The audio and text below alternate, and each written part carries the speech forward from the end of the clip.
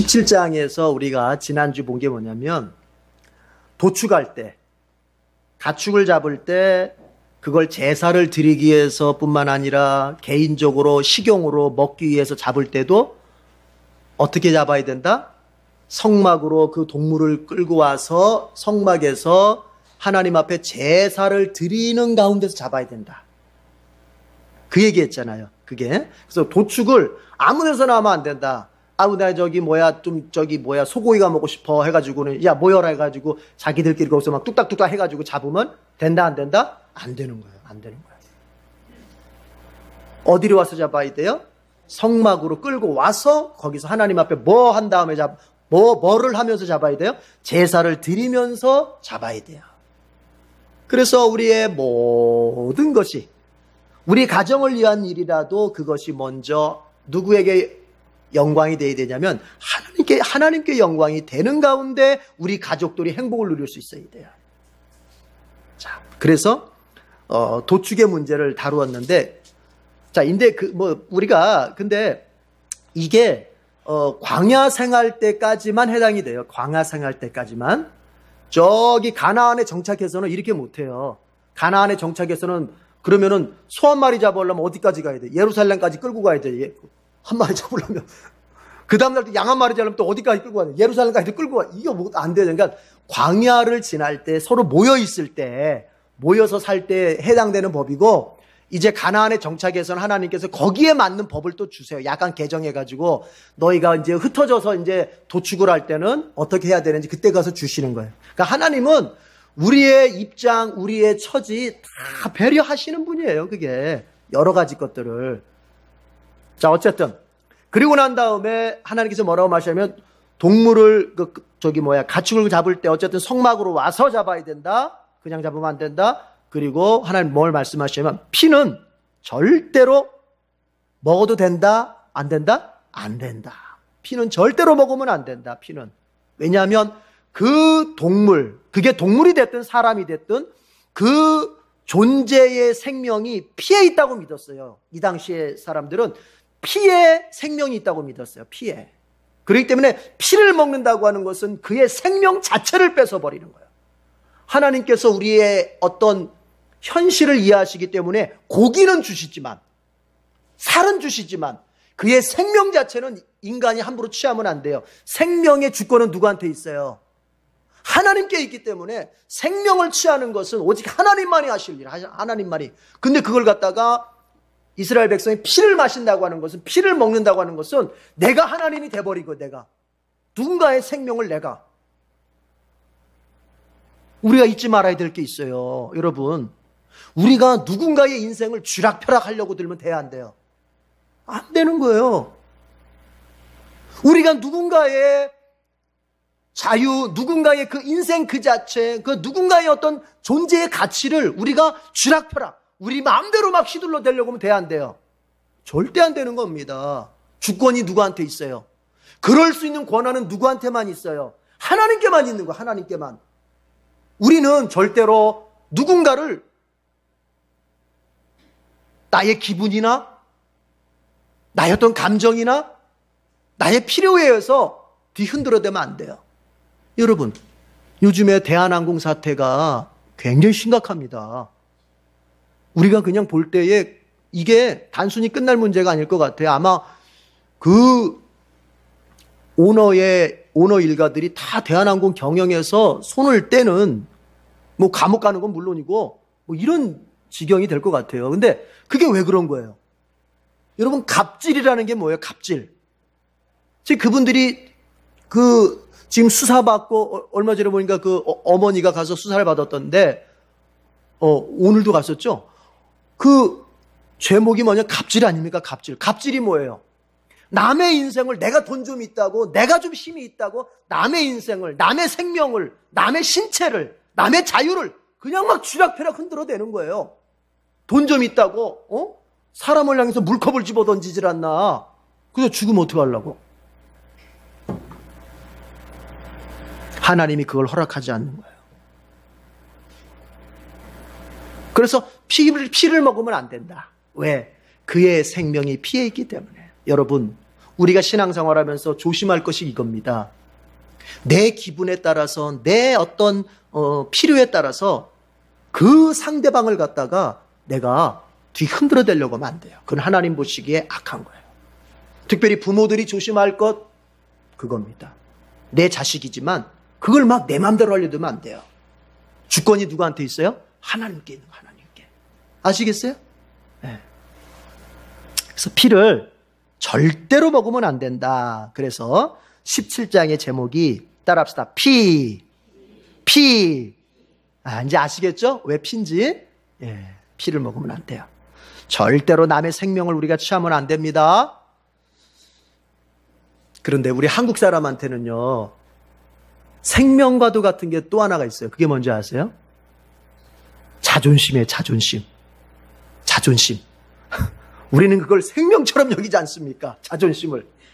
그래서 생명을 취하면 안 된다. 이걸 조금 우리가 좀 현실적으로 적용해 봅시다. 우리가 지금 여기 계신 여러분들이 뭘 누굴 죽이겠어요? 좀 현실적으로 적용해 봅시다. 남의 자존심을 죽이면 안 돼요. 우리는. 남의 자존심을 죽이면 안 돼요. 그가 누구든지 간에 그의 자존심을 죽이면 안 돼요. 자존심은 그 스스로가 하나님 앞에서 죽여야 되는 것이지 타인이 그 사람의 자존심을 죽이려고 들면 여러분 안 됩니다. 아픕니다. 아시겠죠? 특별히 내가 뭔가 갑의 위치에 있을 때 항상 조심해야 돼요. 내가 돈이 좀 더 있다. 내가 좀 나이가 더 많다. 내가 좀 더 직분이 조금 더 위다. 내가 더 인생의 경험이 더 있다. 이럴수록 뭐예요? 이럴수록 겸손해야 돼요. 겸손해야 돼요. 왜냐하면 내 말 한마디가 그의 생명과도 같은 자존심을 죽일 수도 있기 때문에 겸손해야 돼요. 하나님이 제일 좋아하는 사람이 어떤 사람인지 아세요? 하나님이 제일 좋아하는 사람. 딱 세 종류에서 이 세 가지라는 사람을 하나님 제일 좋아하세요. 첫 번째가 뭐냐? 겸손한 사람이에요. 겸손한 사람. 두 번째가 뭐냐? 사랑하는 사람이야. 사랑하는 사람. 세 번째는 뭐냐? 감사하는 사람이야. 이 세 가지를 해야 하나님이 좋아하십니다. 성경을 쭉 연구해 봤을 때 이 세 가지의 사람을 좋아하세요. 겸손하고, 그리고 사랑하려고 애쓰고, 그리고 감사하려고 애쓰고. 겸손의 반대가 뭐예요? 교만. 높아지려고 하는 사람은 하나님께서 아이고 안 되겠다 너는 낮추십니다. 사랑의 반대가 뭐예요? 미워하는 거예요. 그냥 사람만 보면 그냥 사람을 자꾸 좋게 봐야 되는데, 사람을 긍정적으로 봐야 되는데, 그냥 뭔가 자꾸 사람을 보면은 흠만 잡으려고 들고 이러면 이거 안 돼. 하나님 미워하세요. 하나님이 미워하세요. 그 사람을. 하나님이. 또 감사의 반대가 뭐예요? 원망하는 거예요. 원망하는 거. 그냥 말만 하면 그냥 원망. 사람만 만나면 원망하는 소리. 이거 하나님이 안 기뻐하세요. 오죽했으면 바울이 우리에게 가르쳐줄 때 빌립보서 4장 6절에서 뭐라고 가르쳐줍니까? 너희 기도해라. 아무것도 염려하지 말고 기도해라. 근데요, 바울이 뭐라고 말합니까? 기도할 때 무엇함으로 아뢰라? 무엇함으로 기도해라? 감사함으로 아뢰라. 감사함으로 기도해라. 그렇게 했어요. 그게 무슨 말이에요? 하나님이 원망으로 하는 기도는 아무리 그 기도가 간절하고 아무리 그 기도가 철야 금식 하는 기도라 할지라도 원망하면서 누군가를 미워하면서 누군가를 저주하면서 누군가를 싫어하면서 원망하면서 하는 기도를 하나님이 듣질 않으시는 거예요. 뭐 하면서? 감사하면서. 감사함으로 하래라. 감사. 이게요, 다 연결되어 있는 거예요. 겸손과 사랑과 감사가 따로따로 있는 게 아니에요. 여러분, 성령의 9가지 열매라고 하는 것이 있지 않습니까? 사랑으로부터 시작해서 절제까지 가는 9가지 열매. 그 성령의 9가지 열매는 따로가 아닙니다. 우리가 헬라어 원어를 볼 것 같으면 그것은 한 나무에 동시에 피는 열매를 말하는 거예요. 한 나무에 동시에 피는 열매. 사랑나무 따로 있고 희락나무 따로 있고 충성나무 따로 있고 절제나무가 따로 있는 게 아니라 한 나무에 동시에 피는 열매들이에요. 무슨 얘기냐? 기독교의 덕목이라고 하는 것은, 하나님이 우리에게 말씀하시는 덕목이라고 하는 것은 이게 독립적으로 있을 수가 없어요. 다 연결되어 있어요. 바꿔 말해 봅시다. 겸손 할 때 사랑할 수 있는 거예요. 교만한 사람이 사랑할 수 있어요? 내가 너보다 잘났다, 내가 너보다 난데 사랑할 수 있을까요? 절대 못하는 거예요. 여러분, 겸손하지 못한 사람이 감사할 수 있을까요? 절대 못하는 거예요. 감사는 오직 겸손한 사람만 할 수 있는 것입니다. 하나님 앞에 겸손하고 하나님 앞에 겸손한 사람이 하나님 앞에 감사할 수 있고요. 목회자 앞에 겸손한 사람이 목회자한테 감사할 수 있고요. 다른 사람들 앞에서 겸손한 사람일 때 내가 다른 사람에게 감사할 수 있는 거예요. 이게 안 되면 어떻게 돼요? 내가 너보다 더 많이 알아. 내가 너보다 더 오래 다녔어. 내가 너보다 기도 더 많이 해. 내가 너보다 성경을 더 많이 읽었어. 내가 너보다 어쩌고 저쩌고. 절대로 사랑할 수도 없고 감사할 수도 없는 거예요. 이걸 알아야 돼요. 다 연결돼 있어요. 그런데 제가 가만히 보니까 신앙생활을 잘하는, 나머지 열매를 맺을 수 있는 가장 그 밑뿌리는 뭐냐? 겸손입니다. 겸손. 뭐라고요? 겸손이에요. 겸손이에요. 겸손한 거예요. 겸손한 사람이 사랑도 할 수 있고 감사도 할 수 있고 기뻐할 수도 있고, 하나님 은혜입니다 고백할 수도 있고, 겸손한. 그러니까 어거스틴이라고 하는 그 위대한 성자가, 제자가 질문할 때, 선생님, 기독교의 덕목 중에 가장 중요한 게 뭘까요? 가장 중요한 게 뭘까요? 겸손이다. 그러면 두 번째로 중요한 게 뭘까요? 겸손이다. 세 번째는요, 그것도 역시 겸손이다.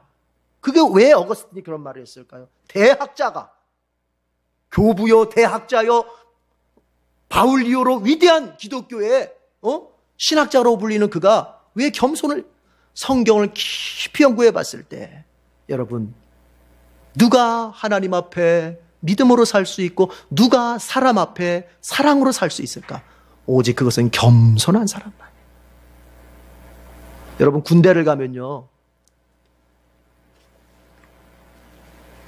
유격을 들어가거나, 힘든 훈련, 유격을 들어가거나, 아니면 제가 이제 점프했잖아요. 그러니까 공수교육을 들어가거나 특수전 교육을 들어가면요, 하는 게 있어요. 뭔지 아세요? 계급장을 다 떼는 거예요. 만약에 이 장군이 별을 달았어도 이 사람이 특전사에서 근무한 경험이 없다. 그러면 오면은 두 가지 기본으로 받아야 돼요. 공수훈련을 받아야 되고 특수전 훈련을 받아야 돼요. 아무리 장군이라도. 그러면 그 훈련 받으러 들어갈 때 다 떼는 거예요. 계급장 다 떼고 들어가요. 다 떼고. 그냥 아무것도, 이름 번호만 있는 거 입고 들어가요. 무슨 말입니까? 겸손해야 돼요. 여러분, 교회 왔을 때는 다 떼야 돼요. 뭘 떼요? 뭘 뗄까요? 세상에서의 닉네임을 다 떼야 돼요. 세상에서의 계급장을 다 떼야 돼요. 세상에서 나의 어떤 학벌, 세상에서 나의 재산의 많고 적음, 세상에서 나의 명예, 세상에서 내가 얼마나 잘난 사람인가에 대한 모든 계급장을 떼고 교회에 들어올 수 있어야 하고 하나님의 예배 자리에 들어올 수 있어야 되는 거예요. 그럴 때 하나님께서 은혜를 주시는 거예요. 여러분, 하나님 뭐라고 말씀하십니까? 나는 교만한 자는 물리치고, 따라합시다, 겸손한 자에게 은혜를 주느니라. 그런 겁니다. 그런 부자들만 교만할까요? 많이 배운 사람들만 교만할까요? 여러분, 돈이 많고 학식이 많고 뭔가 세상에서 사회적 지위가 높은 사람만 교만할까요? 절대 그렇지 않습니다. 어떻게 보면 가난한 사람이 더 속으로 교만할 수 있고, 못 배운 사람이 속으로 더 교만할 수도 있고, 사회적으로 낮은 사람이 속으로 얼마든지 교만할 수 있습니다. 아시겠습니까? 그게 뭔지 아세요? 자존심이라는 거예요. 내가 자꾸 자존심을 내세운다고 하는 것은 내 마음이 교만하다고 하는 거예요. 저 사람은 나의 자존심을 지켜줘야 됩니다. 맞아요. 아까 얘기했잖아요. 자존심은 그 사람의 생명과도 같으니 절대로 피채 먹지 말라, 생명을 먹지 말라. 자존심을 살려줘야 돼요, 그 사람을. 맞지 않습니까? 그러나 나는 내 입장에서는 내 자존심을 내가 죽여야 되는 거예요.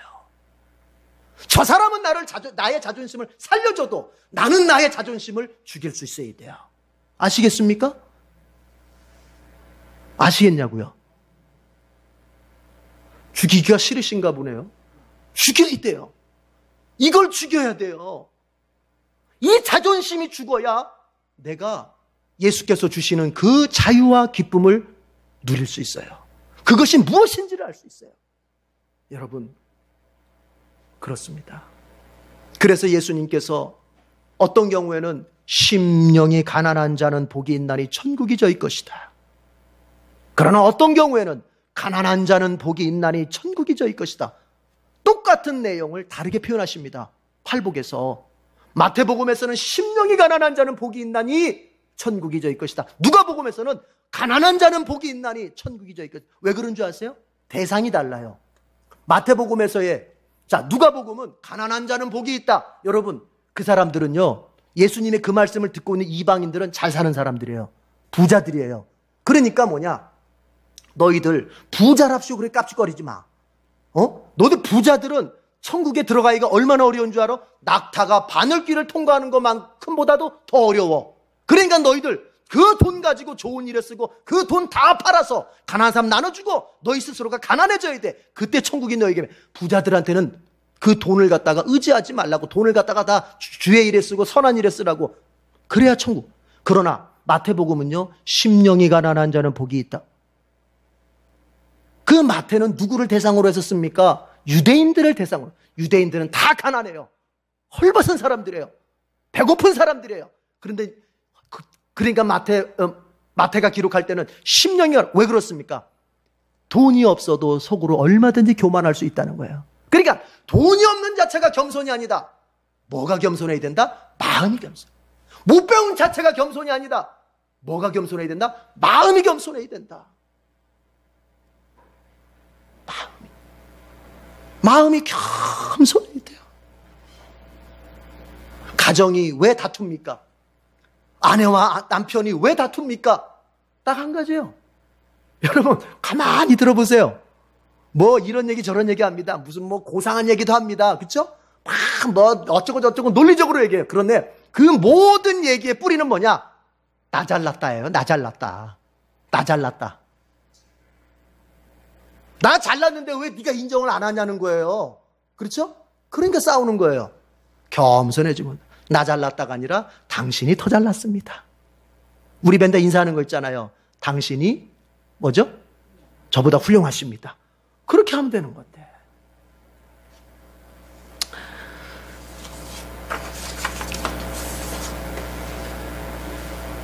오늘은 성에 대해서 얘기합니다. 지난주는 피에 대해서 얘기했다면은 오늘은 성. 참 이 성이라고 하는 것은요, 그죠? 드러내놓고 얘기하기가 쉽지 않잖아요.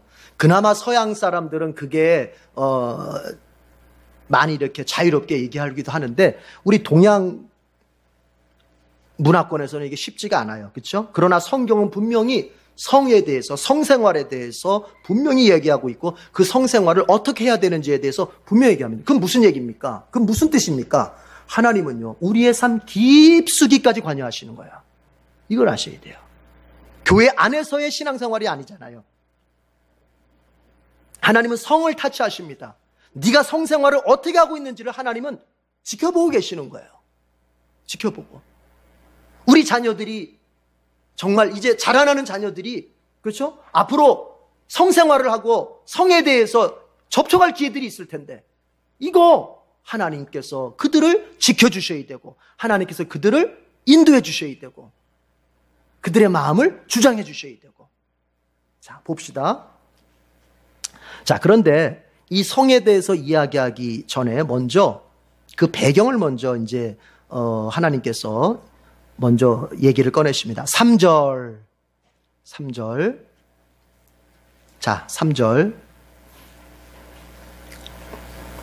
색칠하시고요. 3절 지도 표시하고요. 같이 읽어볼게요. 같이. 시작. 너희는 너희가 살던 이집트 땅의 풍속도 따르지 말고 이제 내가 이끌고 갈 땅 가나안의 풍속도 따르지 말아라. 너희는 그들의 규례를 따라 살지 말아라. 하나님 하시는 말씀 이겁니다. 이집트 땅에서 너희가 노예로 있다가 430년 만에 이제 모세 따라서 해방돼 나왔는데 거기서 430년 살았어. 그런데 그들의 풍속, 그들의 문화 따라 살지 말라는 거예요.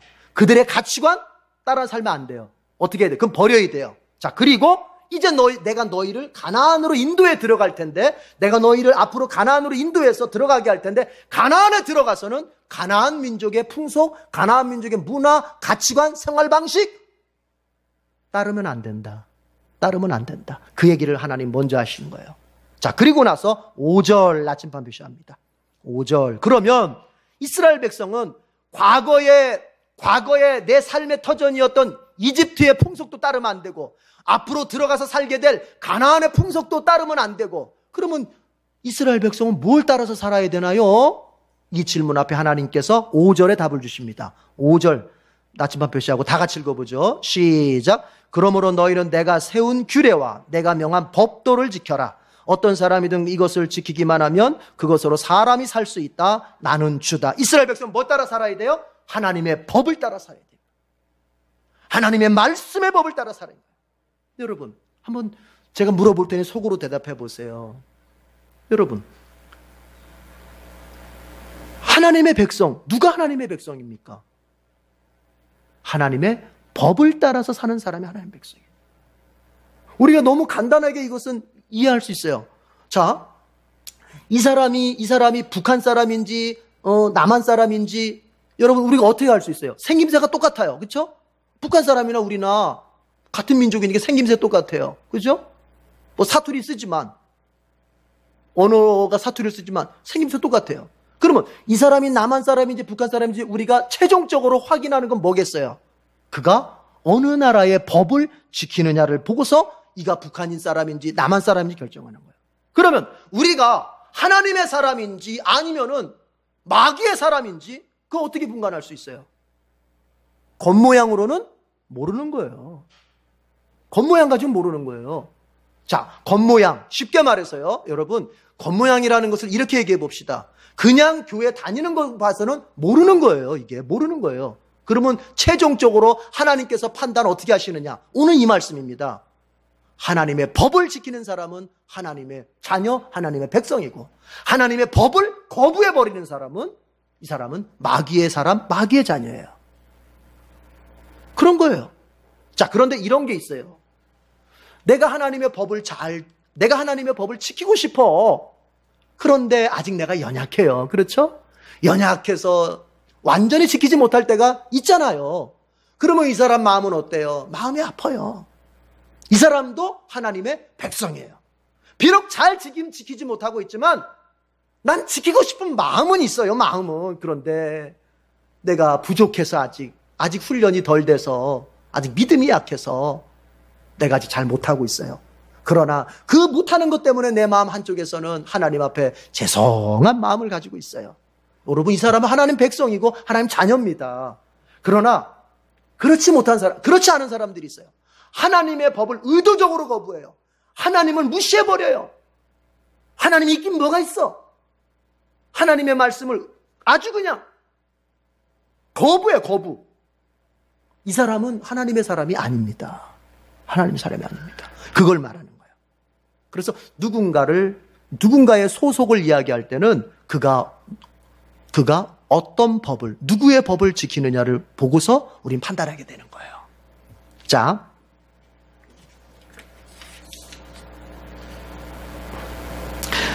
그런데 여러분 보십시오. 5절을 보면은 이렇게 돼 있어요. 그러므로 너희는 내가 세운 규례와 내가 명한 법도를 지켜라. 하나님의 법을 지켜라. 어떤 사람이든지 이것을 지키기만 하면 그것으로 그 사람이 어떻게 될 수 있다? 살 수 있다. 그러니까 하나님께서는 하나님의 법을 주실 때 여러분 어떤 목적을 가지고 주시는 거예요? 죽이려고 하는 목적으로 주시는 거예요? 살리려는 목적으로 주시는 거예요? 살리려고 하시는 거예요. 하나님께서 아담과 하와에게 선악과를 주신 것은 살리려고 선악과를 주시는 거예요. 왜? 하나님이 친 이 울타리 밖으로 나가면 죽거든요. 그렇잖아요. 죽거든요. 우리가 어린아이들에게 뭐라고 말합니까? 우리 저기 예은이 있는데 예은이한테 너 여기 나가면 안 돼. 여기서만 놀아야 돼. 이건 뭐예요? 애 괴롭히려고 하는 거예요? 애 학대하려고 하는 거예요? 애 자유를 다 뺏어버리려고 하는 거예요? 그게 아니잖아요. 뭐예요? 이 울타리를 벗어나면 어떻게 돼요?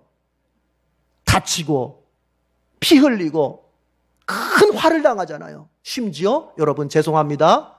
죽을 수도 있잖아요.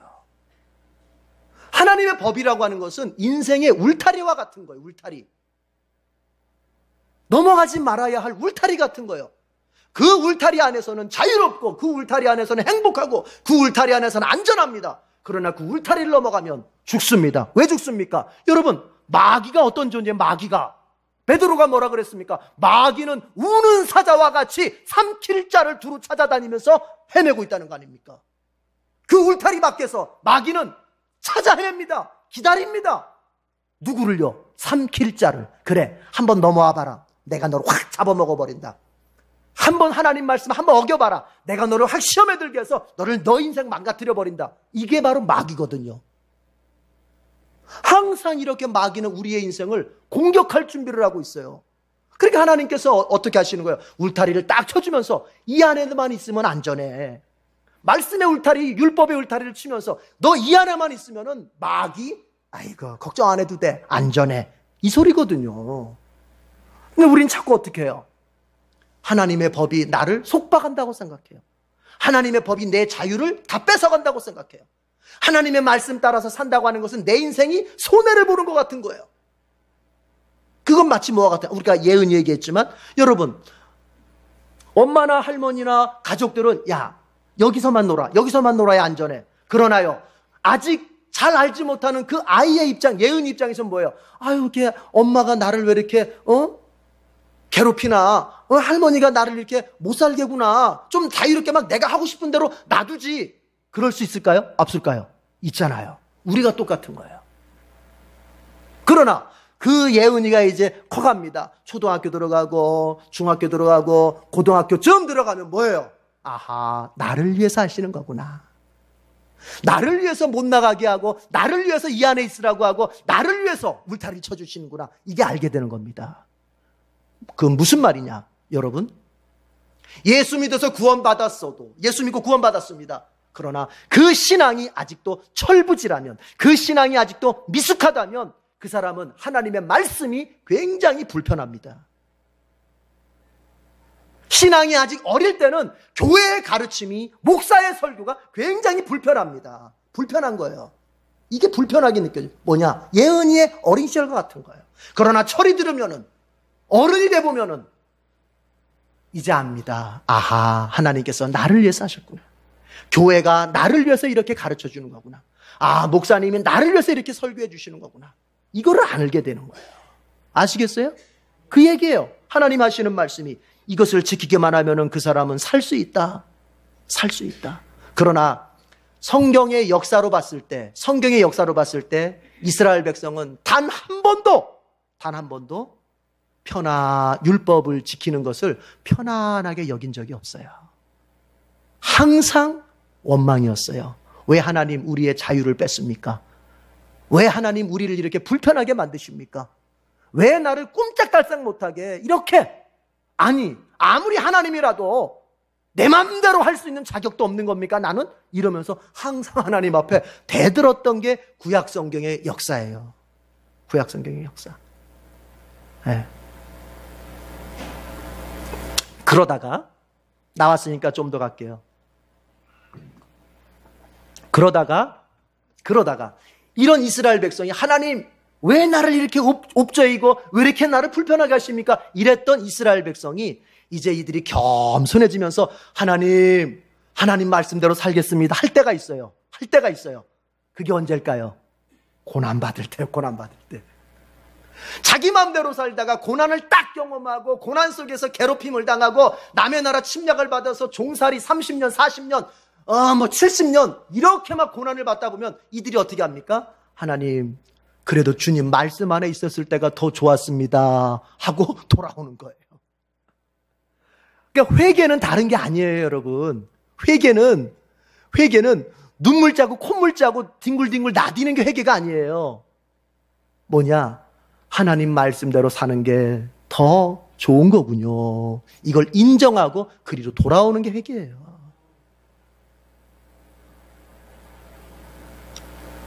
우리가 아무리 하나님 앞에 죄를 나열하고 하나님 이런 죄를 졌습니다, 하나님 내가 죄 어쩌고 저쩌고 다 하고 눈물 짜고 막 마음에 감격받아가지고 어쩌고 저쩌고 해도 이 마음에 하나님의 말씀에 대한 이제 어떤 기쁨, 하나님의 말씀대로 사는 것에 대한 나의 마음속에 어떤 결심, 이게 없으면 그 회개는 가짜입니다. 그거는 그냥 감정만 잠깐 했다가 사라지는 거. 그러면 어떻게 그게 드러나느냐? 그 사람 또 고난 사라지고 형편 좋아지면 다시 그 생활로 돌아갑니다. 그게 그렇게 되는 거예요. 왜냐? 하나님의 말씀대로 사는 것에 대해서 여전히 관심이 없기 때문에. 하나님께서 우리를 사랑하셔서 살려주시려고 말씀을 주신 거예요. 그래서 성경을 부지런히 읽고 그 성경대로 살면 하나님께서 복되게 여러분의 삶을 인도해 주십니다. 자, 두 번째 단락은요. 자, 6절 지도 표시하십시다. 이제 지도 나침판 제가 이제 불러 드릴게요. 지도 표시하시고요. 다 같이 읽어볼게요. 6절 시작. 너희 가운데 어느 누구도 가까운 살부치에게 접근하여 그 몸을 범하면 안 된다. 나는 주다. 이제 본격적으로 성적인 문제에 대해서 하나님께서 얘기를 하시는데, 첫 번째 단락이 성적인 문제에 있어서 하나님께서 제시하는 게 뭐냐면은 근친상간. 가족이나 가까운 친척끼리 성관계를 갖는 것에 대해서 하나님 딱 금하시는 거예요. 자, 앞에서 이렇게 얘기했어요. 하나님께서 너희가 살던 이집트 땅의 풍속이나 네가 들어가 살게 될 가나안 땅의 풍속을 따르지 말아라 할 때, 그 풍속을 따르지 말라고 말씀하실 때 여러 가지 풍속이 있지만 이 18장의 초점은 어디에 있냐면은 18장의 초점은 성적인 부분에 관련 있는 거예요. 이집트 사람이나 가나안 사람들은요, 한마디로 말하면 성이 문란한 사람들이에요. 형제끼리 결혼하고 문란한 사람들, 그런 문란한 생활에 대해서 따라가지 말아라 하시는 거예요. 그러면서 16가지 정도의 어떤 그 경우를 이야기합니다.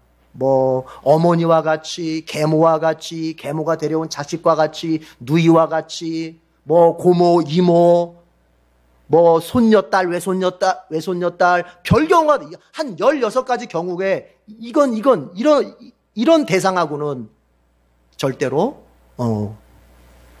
관계를 가져서는 안 된다. 이렇게 말씀하시는 거예요. 그러면 그 얘기는 뒤집으면 뭐냐? 이집트 사람이나 가나안 사람은 그냥 이게 보통의 일이에요. 보통의 일. 하나님께서 그런 삶을 싫어하시기 때문에 그렇게 살면 안 된다.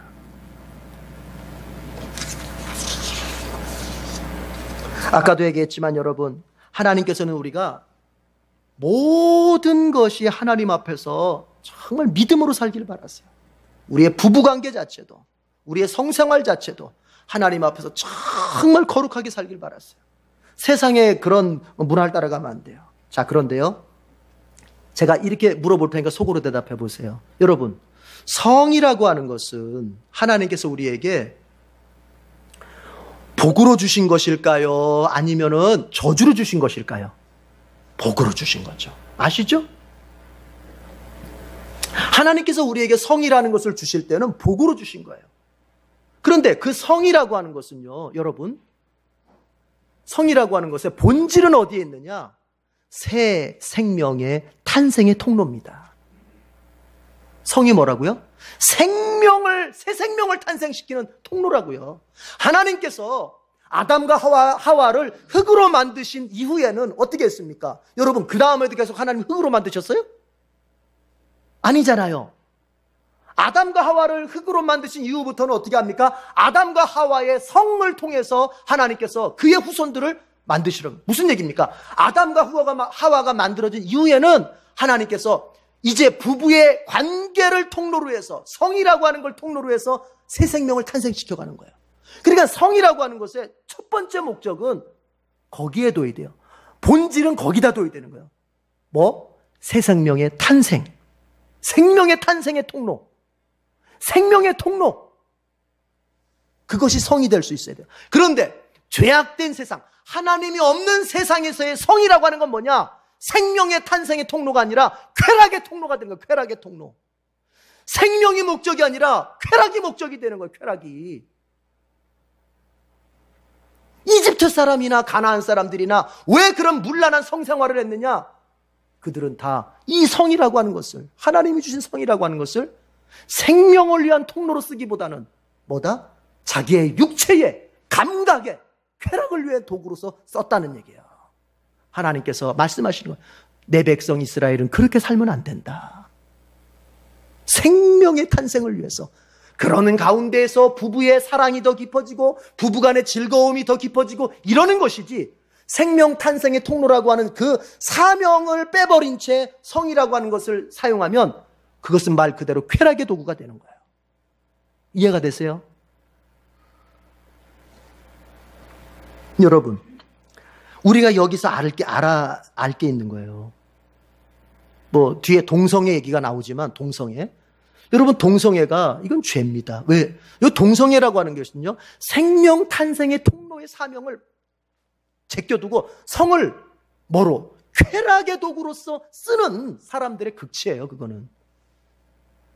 그걸 자꾸 세상에서는 무슨 인권이랍시고 소수자의 어떤 인권을 위해야 된다. 기독교인이 거기에 같이 아무 생각 없이 그게 마치 사람을 위한 것이냐, 그렇게 가면 안 되는 거예요. 여러분, 나눠서 생각해야 돼요. 그 사람들의 어떤 정치적 인권, 그렇죠? 투표할 수 있고 그 사람들이 법의 어떤 보호를 받을 수 있고 이런 거는 우리가 인권을 인정해줘요. 그러나 동성애 자체가 마치 정상인 것처럼, 동성애 자체가 각 사람의 취향의 문제인 것처럼, 태어날 때부터 그렇게 태어났다?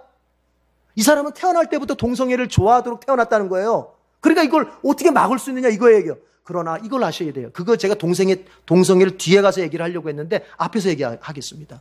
여러분, 그게 아니에요.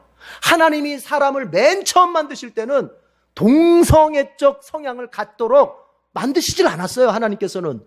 그렇게 만드실 거면 뭐하러 하나님이 아담과 하와, 남자와 여자를 뭐하러 만드시겠어요? 그렇게 만들질 않았어요. 그러면 동성애는 어디서 온 겁니까? 바로 그거예요. 이 세상에 죄가, 아담과 하와를 통해서 죄가 들어온 다음에 인간의 정상적인 본성들이 죄로 인하여서 어떻게 됩니까? 오염이 돼버리는 거예요. 인간의 정상적인 본성들이 오염이 되면서 어떤 사람들은 하나님이 가라고 하는 그 길로는 가기 싫고, 하나님이 가지 말라고 하는 그 길로, 다른 길로 가면서 뭔가 쾌락을 찾고 싶고, 다른 길로 가면서 뭔가 자기의 어떤 존재감을 드러내고 싶은 그 길로 가고 싶은 거예요. 동성애도 바로 뭐냐? 하나님이 그 사람에게 동성애를 좋아하도록 그 본성을 주신 것이 아니라 죄로 인하여서, 죄의 오염으로 인해서 본성이 왜곡된 거예요. 왜곡된 거. 이해가 되세요? 그 정상적인 게 아니고 그 본래적인 게 아니에요. 하나님이 그 사람에게 동성애를 좋아라고 주신 게 아니란 말이에요. 지금 그 얘기하는 거예요. 죄로 인해서 본성이 망가져버린 거예요. 그러면 뭐냐? 내가 죄로 인해서 본성이 망가진 것을 성경을 통해서 배웠으면, 이제 여러분, 우리가 성화라는 게 뭐예요? 성화라는 게 이거잖아요. 보니까 옛날에는 내가 예수 믿기 전에 이게 정상인 줄 알았어. 그렇죠? 예수 믿기 전에 이렇게 해도 전혀 죄책감이 없었어. 그렇잖아요. 근데 예수 믿고 나니까 이러면 안 된다네. 안 된다네. 이러면 안 된대. 그때부터 뭐예요? 죄책감이 생겨요. 그렇죠? 그러면 우리가 어떻게 해요? 이제 뭐 한 번에 잘 되진 않지만 고쳐보자 하면서 가잖아요. 동성애도 마찬가지예요. 하나님을 모를 때는 그게 정상적인 것처럼, 정말 내 안에 생겨난 천성적인 본성인 것처럼 생각을 했어요. 그러나 말씀을 배워보니 하나님께서 그렇게 하시질 않으셨어요. 그럼 뭐예요? 그것도 성화시키면 되는 거예요. 이게 아니구나, 이렇게. 그러나 세상 사람들은 하나님을 압니까, 모릅니까? 모르잖아요. 하나님 없이 성을 말하고 하나님 없이 인간을 말하면요, 웃긴 거예요. 그게. 아니, 창조주도 아닌 사람들이 어떻게 인간의 본질적인 걸 어떻게 알아요?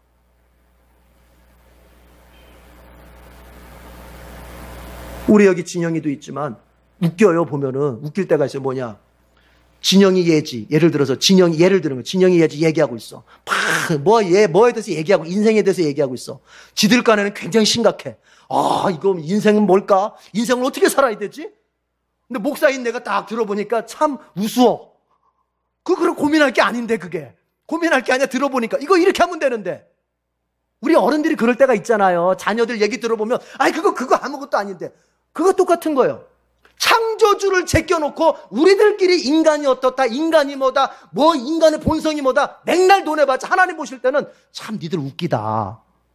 내가 니들을 만들었는데 나를 통해서 의논을 해야지, 나를 통해서 인간을 봐야지, 나를 통해서 인생을 들여다봐야지, 이렇게 말씀하시지 않겠어요? 그런 거예요. 성이라는 것도 마찬가지예요. 동성애라는 것도. 근데 자꾸 기독교인들 가운데에서 하나님의 말씀을 가지고 동성애를 보고 성을 들여다보는 게 아니라 세상 사람들이 이렇더라 저렇더라, 세상의 어떤 사상, 세상의 트렌드를 가지고서 똑같이 세상 사람 똑같이 동성애를 바라봐. 그래서 왜 교회가 자꾸 동성애를 욕하냐고, 왜 교회가 자꾸 동성애를 반대하냐고. 이런 어리석은 사람아, 그게 아니야. 하나님께서 분명히 말씀하시기를 성은 하나님께서 정하신 대로 아름답게, 성이랄 그게 모든 똑같은 성으로 보인다 할지라도 하나님이 어떤 성생활은 허락하시지만 어떤 성생활은 금하신다는 걸 알아야죠. 자, 그래서 여기선 근친상간 이렇게 하면 안 된다. 여러분 이걸 알아야 돼요.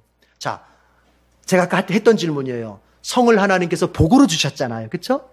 생명을 탄생시키라고 복으로 주셨잖아요. 그런데 이걸 아셔야 됩니다. 복을 복답게 사용할 줄 알아야 돼요. 따라합시다. 복을 복답게 사용하자. 이게 굉장히 중요합니다. 복을 받는 거 참 좋습니다. 우리 여기 오늘 수요 예배 오신 분들 복을 가득하게 받길 바랍니다. 정말입니다. 여러분 복 받아서 영혼이 잘 되고 범사가 잘 되시기를 바랍니다. 그런데요, 복을 받는 것도 중요한 문제지만 더 중요한 문제가 있어요. 복을 복답게 사용할 줄 알아야 돼요. 제가 가끔 그런 얘기합니다. 이런 얘기 나올 때마다 제가 들려주는 이야기가 있습니다. 솔로몬을 생각해 보십시오. 여러분, 하나님께서 솔로몬에게 내가 너에게 뭘 주길 원하느냐? 하나님, 저에게 지혜 주십시오. 듣는 마음 주십시오. 듣는 마음. 하나님, 듣는 마음, 지혜를 주십시오. 그래서 하나님 지혜 주셨습니다. 엄청나게 번창했습니다. 솔로몬만큼 번창한 곳이 없습니다. 솔로몬 전에, 솔로몬 후에, 전무후무 솔로몬만큼의 지혜로운 사람이 없더라. 성경이 그렇게 말합니다. 대단한 복이에요. 그런데 어떻게 됩니까? 솔로몬이 그 복을 늙어가면서, 나이가 들어가면서 복을 복답게 사용을 못합니다. 그 복으로 말미암아, 지혜의 복으로 말미암아 국력이 세지고 경제력이 세지고 외교력, 국방력이 세지니까 다른 나라 왕들하고 막 이제 사귀면서 그 나라의 공주를 막 데려와서 결혼하고, 자그만치 왕비가 몇 명입니까? 700명, 3,000명에 700명.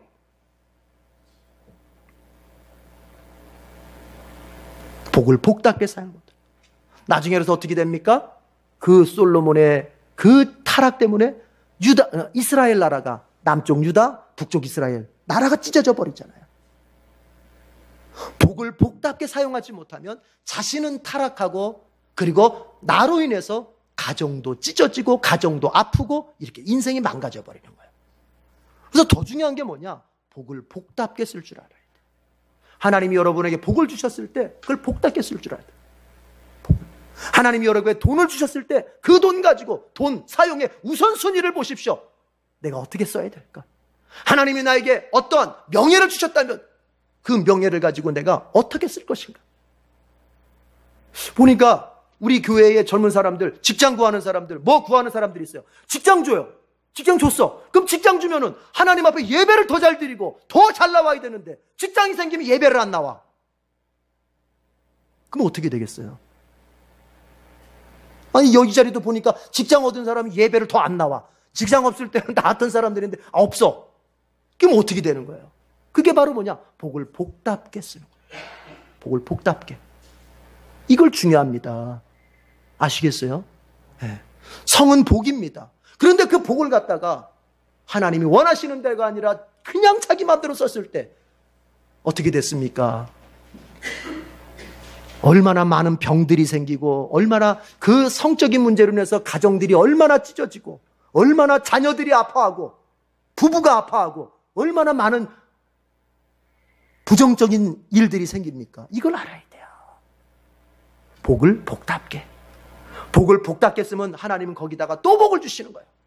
그래서 자, 지혜로운 사람이 이렇게 쓰는 겁니다. 복을 받았습니다. 이 복을 어떻게 하느냐? 그 다음 복을 받기 위한 그릇으로 만드시는 거예요. 그릇으로 만드는 거예요. 그죠? 네. 복 한 번만 받고 말 거예요? 아니잖아요. 그러면 그 다음 복을 받기 위한 그릇으로서 잘 써야 돼요. 이걸. 그럼 하나님 또 주시고, 또 주신 거 가지고 또 이렇게.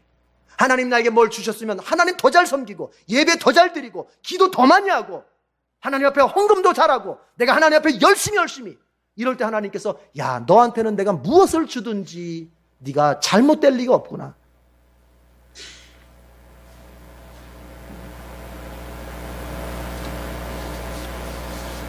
두 종류의 사람이 있어요. 하나님 저에게 차를 주세요. 저에게 차를 주십시오, 하나님. 그래서 차를 주셨어요. 하나님 차를. 제가 지난 시절에 보니까 어떤 청년이, 제가 청년 시절에 차를 주셨어. 근데 두 종류의 사람이 있더라고요. 그 차를 가지고서 열심히 놀러 다니더라고. 주일날도 빼먹는 청년이 있는가 하면 차를 주셨어. 근데 그 차 가지고 어떻게 하느냐? 카풀 해가지고 야, 교회 가자 해가지고 막 교회로 데리고 오고 예배 끝나면 데려다 주고. 그러면 여러분 보세요. 똑같이 차 복을 받았는데 여러분 어떻게 될까요? 나중은 달라지는 거예요. 이게 복을 복답게 쓸 줄 아는 거예요. 우리는 성이라고 하는 것에서 성을 떠나서 원리를 알아야 돼요. 아시겠죠? 네. 22절 지도 표시하겠습니다. 22절.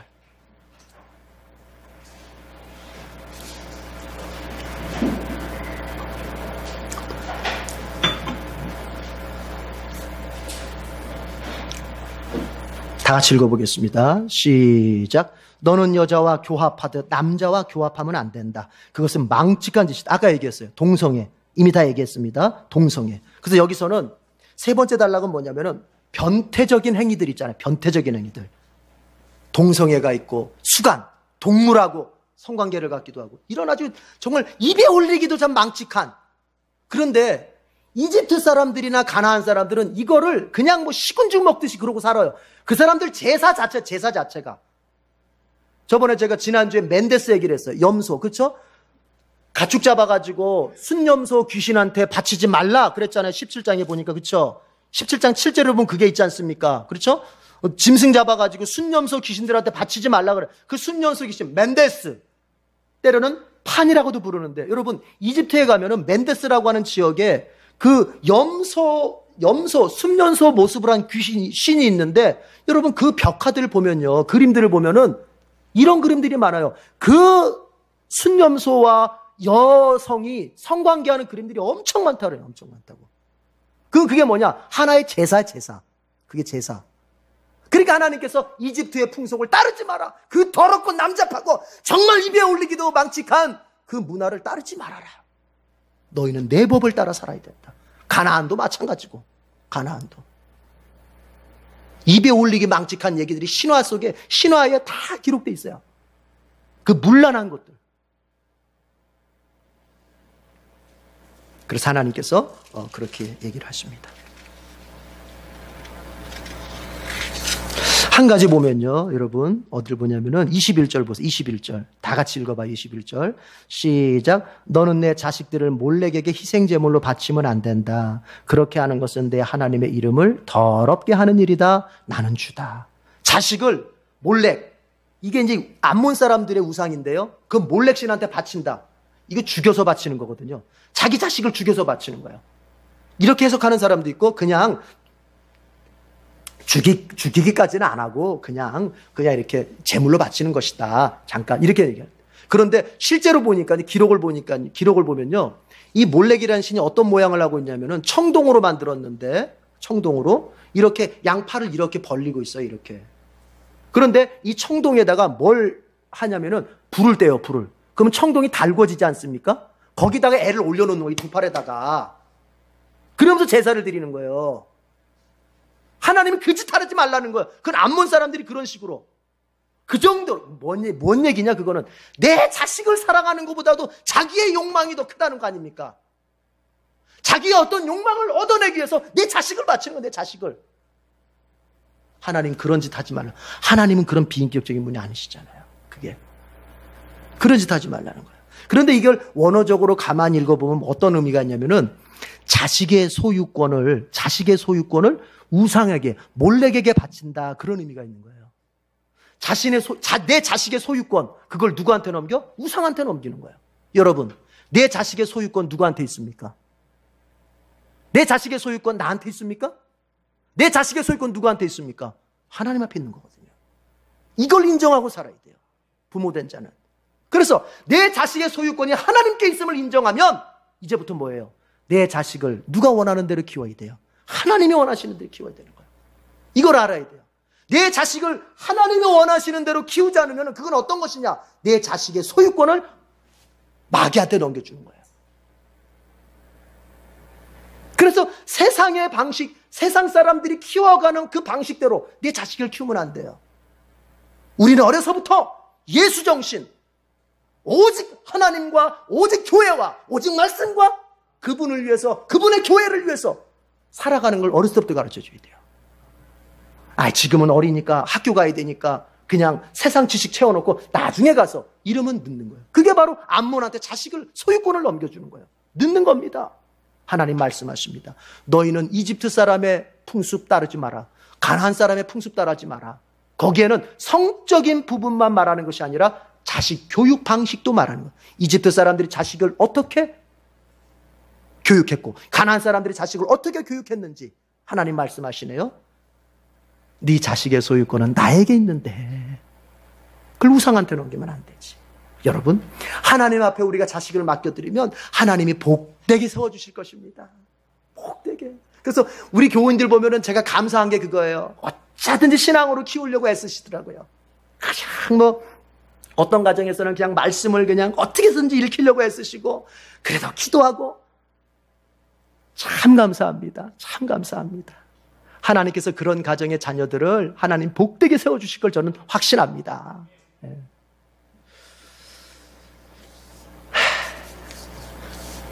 마지막 단락 봅시다. 26절 지도 표시합시다. 자, 다 같이 읽어보겠습니다. 시작. 너희는 모두 내가 세운 규례와 내가 명한 법도를 잘 지켜서 온갖 역겨운 짓 가운데 어느 하나라도 범하지 않도록 하여라. 본토 사람이나 너희와 함께 사는 애국 사람이나 다 마찬가지다. 30절 나침반 표시하고 읽어봅시다. 시작. 그러므로 너희는 내가 지키라고 한 것을 꼭 지켜서 너희보다 앞서 그곳에 살던 사람들이 저지른 역겨운 풍습 가운데 어느 하나라도 따라가는 일이 없도록 하여라. 그런 짓들을 하여 너희가 스스로를 더럽히는 일이 없도록 하여라. 내가 주 너희의 하나님이다. 여러분, 앞에서 이미 얘기했습니다. 하나님께서 뭐라고 말씀하십니까? 이렇게 말씀하세요. 너희들은 그들의 법을 따르지 말고 내가 너희에게 명한 법을 지켜라. 그러면 너희는 정말 잘 살게 될 것이다. 잘 살게 될 것이다. 한 번 더 이야기합니다. 여러분, 하나님의 말씀대로 살아가려고 하다 보면은 불편할 때가 있을 것입니다. 그것은 뭘 말하는 것이냐? 아직도 내게 성화가 덜 된 부분이 있구나. 아직도 내가 하나님의 자녀답게 사는 것에 불편함이 있구나. 절망하지는 마십시오. 성령께서 그것을 바꾸어 가도록 분명히 나를 이끌어 주실 것입니다. 조급하게 생각하지 말고, 성화는 평생에 걸치는 일이니까 지금 조금 안 된다고 막 낙심하고 신앙생활 포기하고 이러지 마십시오. 하나님께서 이끌어 가실 겁니다. 정말 내가 영영영영 말을 안 들으면 죄송합니다. 하나님이 고난을 줘서라도 바꿔 가실 겁니다. 그러니까 그 점은 염려하지 마십시오. 그러나 잊지 마십시오. 하나님이 나에게 말씀, 율법을 주신 그 마음이 무엇인지를 이해하십시오. 우리가 정말 잘 되기를 바라시기 때문에 주신 거예요. 부모가 자식 잘 되기 위해서 그 가르침을 주는 것처럼 하나님이 우리를 불편하게 한다거나 우리를 괴롭히게 해서가 아니라 우리가 정말 잘 살기를 바라서 하나님이 말씀을 주시고 율법을 주셨다고 하는 거, 이것만큼은 잊지 마십시다. 기도하겠습니다.